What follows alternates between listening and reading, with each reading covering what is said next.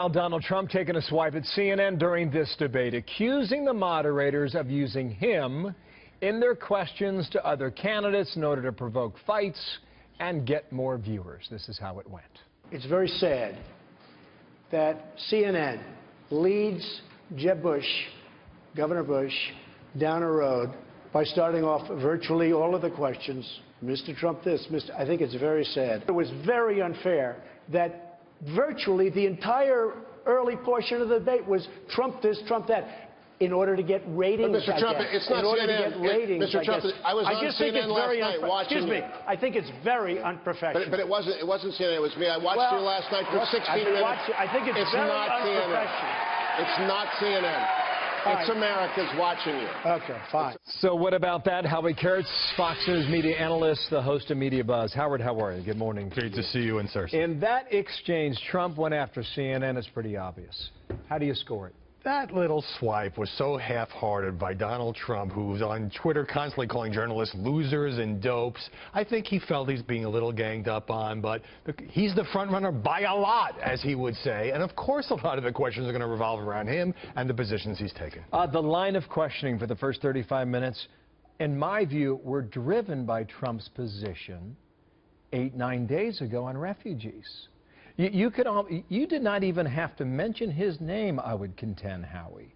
And he is driving the national conversation on that topic last night. Bill, this whole campaign has been driven by Trump month after month because he knows how to press the buttons. He knows when he goes a little too far that the media will obsess on it. And given the avalanche of coverage about his proposal, the opening question from Wolf Blitzer, to temporarily bar Muslims from coming into the U.S., and given the way that major figures in the Republican Party denounced Trump over that, as well as many commentators, CNN would be sued for malpractice if he didn't bring it up. And of course, then everybody wanted to jump in and get a shot. Fair point. Score the media. That's what you do for a living. How were the moderators? How was the network? How were the questions? I thought on balance, especially in an age of terror when everybody is concerned about that, this was a serious and substantive debate. I thought that Blitzer and his colleagues did a good job. Now, there was some criticism about you're trying to get the candidates to fight and mix it up. Every campaign has some of that. So I would agree.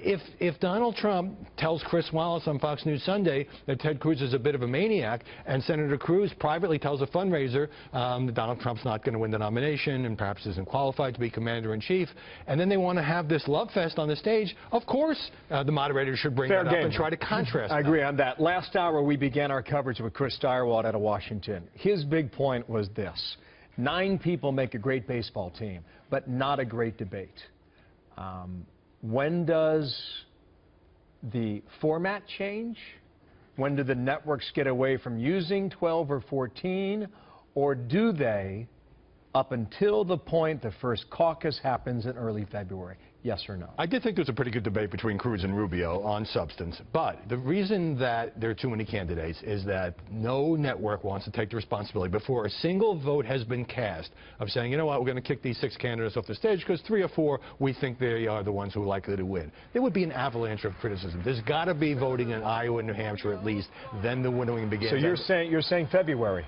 I think in February we'll see fewer people on the stage. Stirewalt's big point is that the viewers and the voters are getting ripped off. Do you think they are or not? I don't think they're getting ripped off because it is not up to us to say 2 months out that we don't think so-and-so can win, because we have seen in the past when candidates like Rick Santorum and Mike Huckabee have come out of nowhere to win Iowa and then to win other primaries. So we should not be the arbiters. The voters should get to decide. But sure, once you're losing primaries, and you can set the bar so that big significant issues, and I thought they had it out in a very significant way last night. Thank you, Howie. Good to see you Sunday, all right? Absolutely. Martha, what's next?